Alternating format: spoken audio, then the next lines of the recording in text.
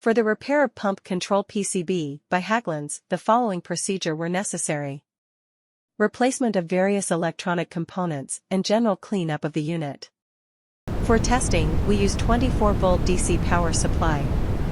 We observe that, when we connect the PCB with the power supply, the consumption is 0.07 amperes. No further testing is possible due to the absence of additional units.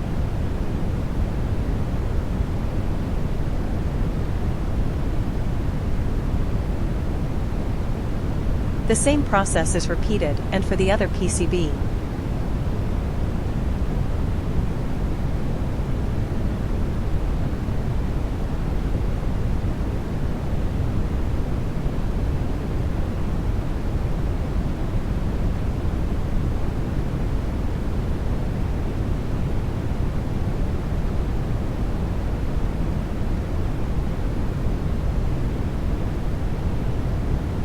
It is now clear that the pump control PCB is working successfully and is ready to be delivered to the client.